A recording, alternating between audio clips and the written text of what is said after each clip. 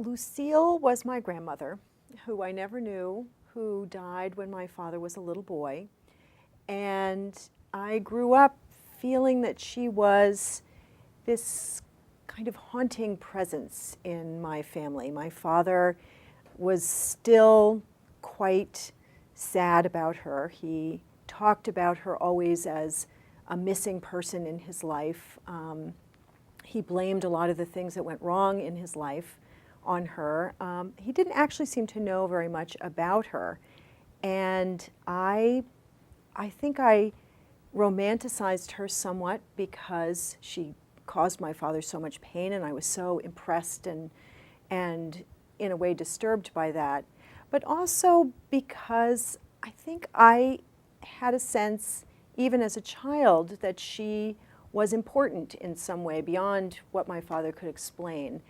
And I was always interested in her. And then as he came into his last years, he began to talk about her almost obsessively, about the fact that he'd never had a mother. And that's what he would say, is, I never had a mother. And I remember one day thinking, you did have a mother, you just don't know who she was. And I began to wonder what it would be like to provide some semblance of this woman to my father.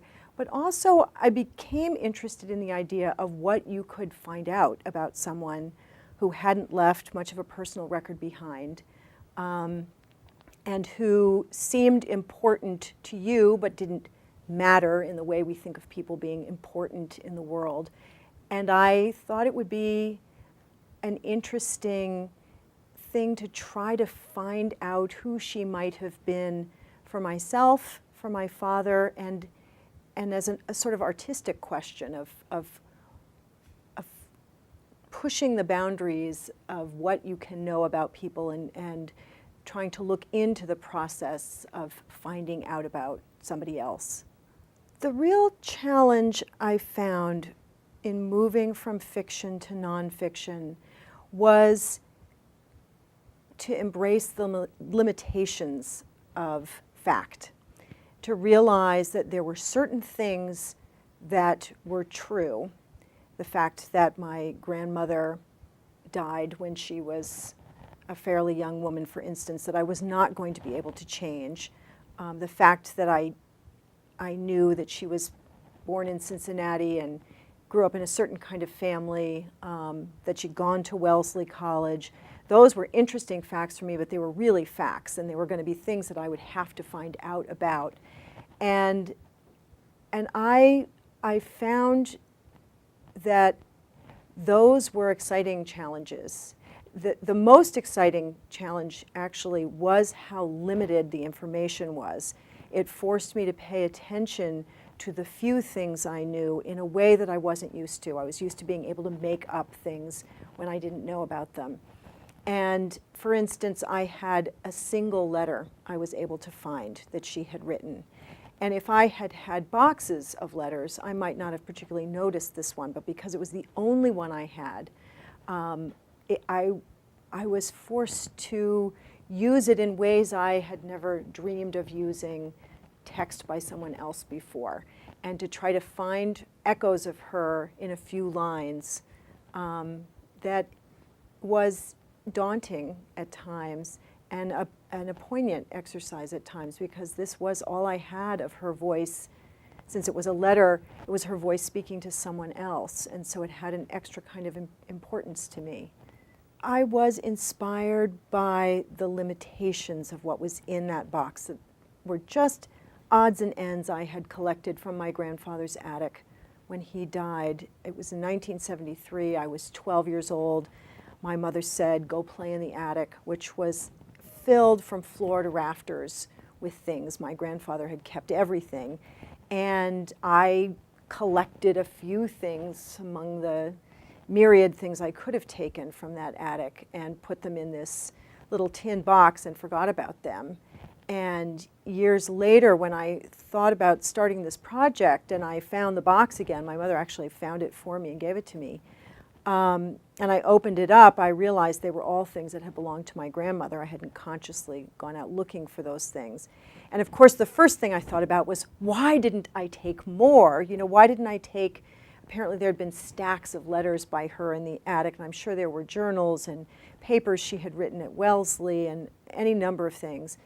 And I thought, I wish I could go back there and take all of those things and look through them. And then I said, no, this is what I have. And again, it was fascinating to be so limited and to say, I have a charm bracelet. I have an annotated school book. I have a photograph album of photos she took when she was about 13 years old. I have a book plate. And I had, amazingly, a packet of negatives that turned out to be photographs that she had taken in France in 1919 when she was part of a Wellesley College relief unit right after World War I. And the first thing I did was get those negatives printed and try to figure out what I was looking at, and I didn't really know. And that's what sent me to the Wellesley College archives, which then started me on a whole journey of discoveries of things I hadn't known to be interested in.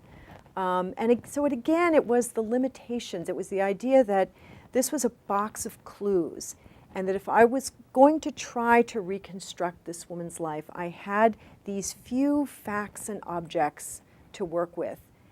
And then other than that, I was going to have to guess, speculate, come up with theories, make deductions, sometimes make things up out of whole cloth. And I remember being intimidated by how much I was having to guess and to worry that in some ways that was going against the very nature of biography, where you're supposed to find out about the person and say what you found out. But all I had from that attic was speculation. And I remember stopping one day and thinking, does that mean I can't do this? Does that mean that I cannot write a biography about my grandmother, even though I don't know much about her and even though she doesn't count in the way that I'm used to thinking of people being biographical subjects? And it was, in a way, a cantankerous moment. And I thought, I'm going to do it anyway, and I'm going to use this box to do it with. I did have to do a lot of research, and I loved the research. I loved finding out about what the world was like when she was alive. It was through trying to find her that it sent me into those different periods, which again I hadn't known to be interested in before I had this project. But as I started to try to find her in the places where she had lived, in the times that she'd lived through, I started to realize that she, like all of us, she was at the center of a kind of historical spider web, and that she was connected to the great events of her day. Not that she was a great player in those events, but she was a child during the Gilded Age, when her father was a self-made man in the Midwest, and part of that exciting period of business was something that was part of her life. And then she was part of women's suffrage at Wellesley College, and she was part of World War I as a relief worker, and she was someone who lived through the Great Depression. And I hadn't realized that I was connected to those things. I certainly knew about them from having studied them in school, but finding out that I had this personal connection suddenly made history transparent in a way that I had never felt before. And history is such a huge subject. It's so hard to enter into it with any kind of authority. And I started to believe that it was through looking at people you're related to, I think particularly grandparents, that you can grant yourself a certain kind of authority to say, I am from these periods, I am from these places, I am a product of my world. Of course, I'm more than just a product of my world, but I am also created by these great forces that shaped who I am now and where I live now and the times I live in now. And she was my guide through that in a way I had never expected. The picture that developed for me of her was one that both embraced my father's impression and in a way contradicted it. His impression was that she had been a remote figure, that she was austere. He said again and again, she never smiled at me. And when I tried to understand that impression he had, I realized that during the last couple years of her life, she was very ill and she wouldn't have been smiling a lot. But that alone didn't explain it. And I tried to think about what would have given anybody the impression of someone who was remote. And I figured she was a woman of her class, partly. She was a wealthy woman in the late 1920s, and I think she had servants who were taking care of the children. But I also began to realize that she was probably a woman frustrated with being a woman at that time.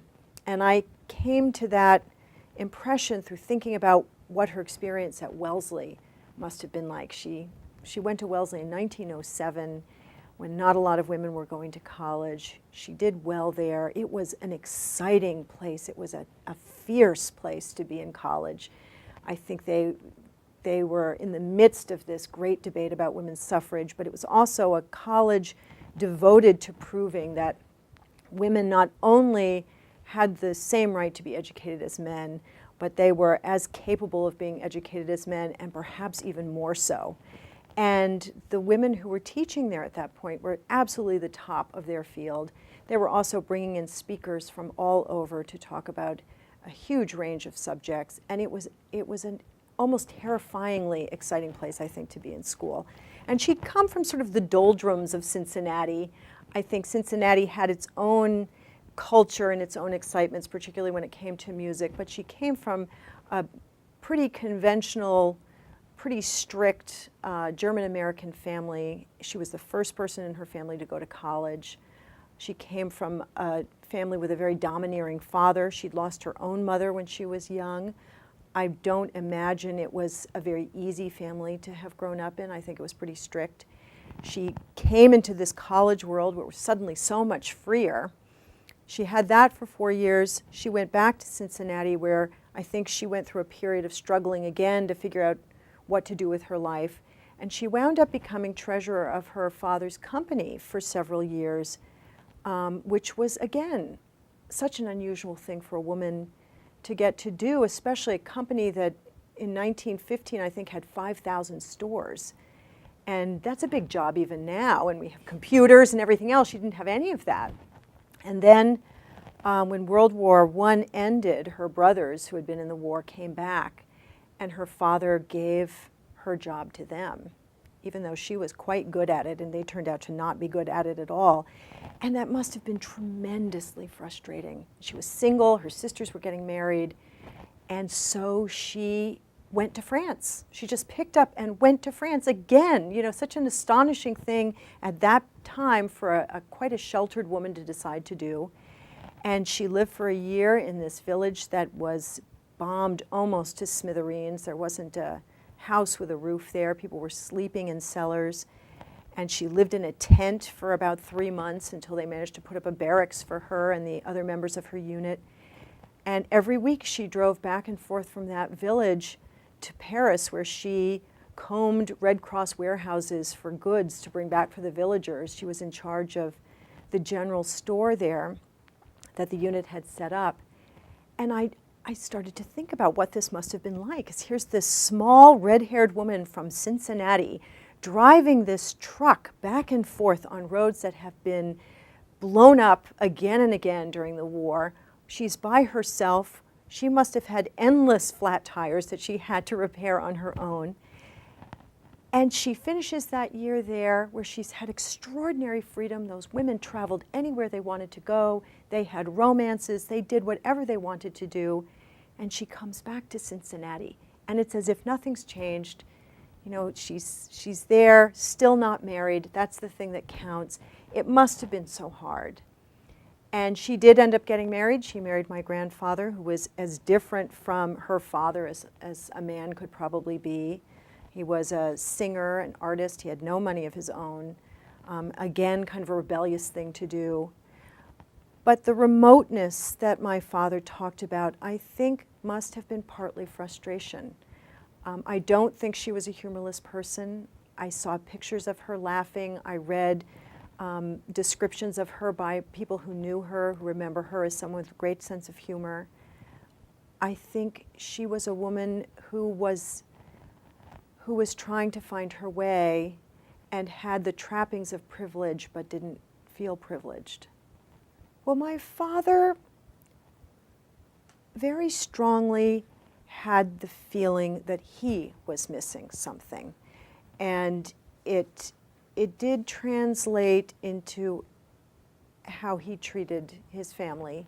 I think we grew up with the feeling that there was something missing. He was a man of great charm, great intelligence, but was troubled by how to make use of it, how to find what it was that he should be doing, the place he should be living, the woman he should be married to.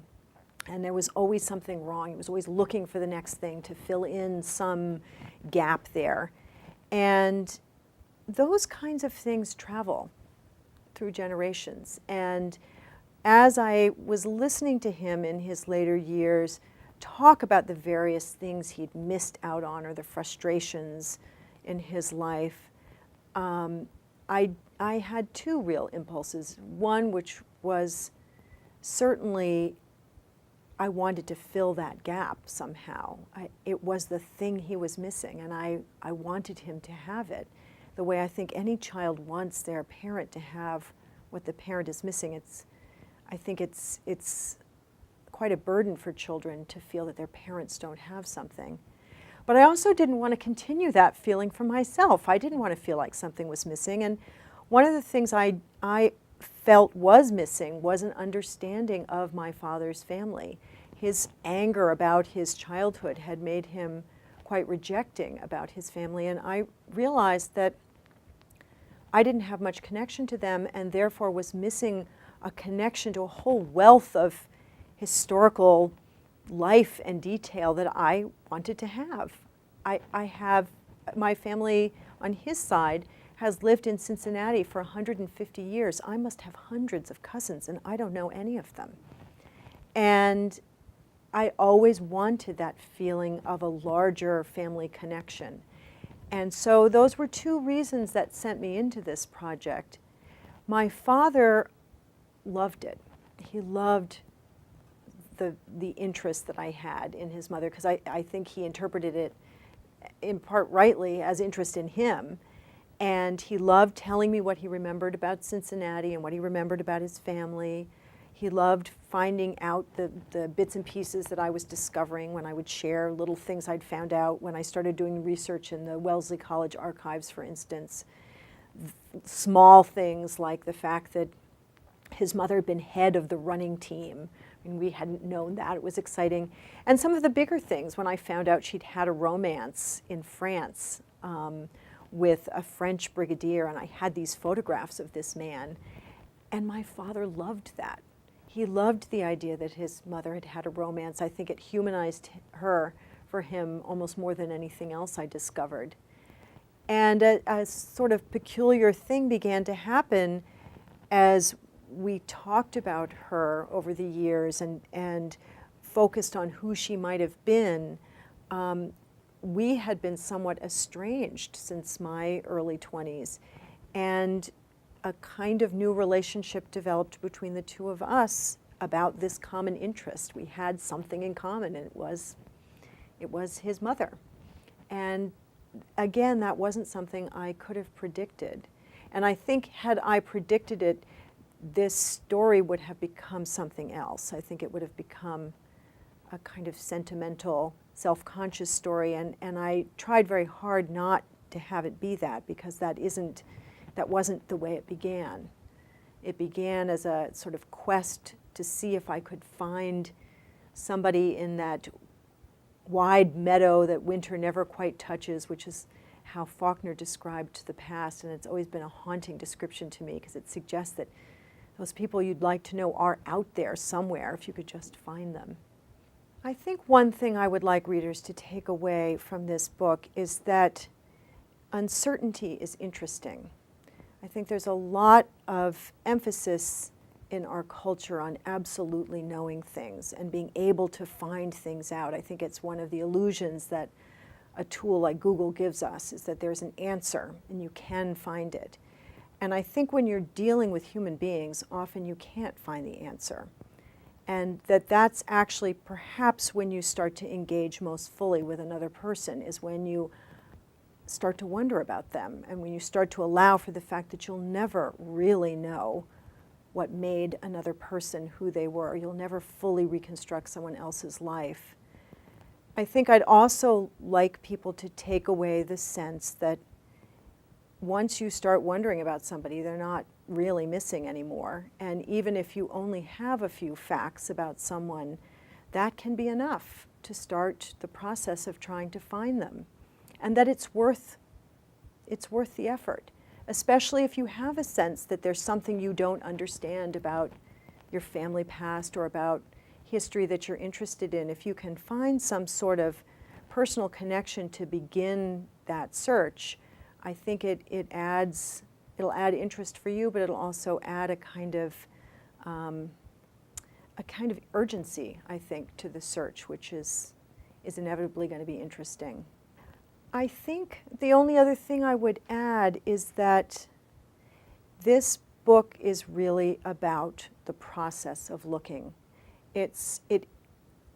I thought of it as a biography when I was working on it, but by the time I finished it, I no longer really thought about it as a biography. I don't think about it as a memoir either, because it's not about me particularly, but it is about the process of trying to understand something that in the end is not understandable. And I think I would say that I wish there were more books that were about process rather than product. When I read memoirs that are coming out now, the emphasis is on so much of something sensational, something awful that someone has lived through, something notorious that they're famous for, or it's because they're simply very rich or glamorous in some way. And that to me is product. It's the process that is truly fascinating about looking into somebody else's life. And I do feel that there isn't quite enough emphasis on that.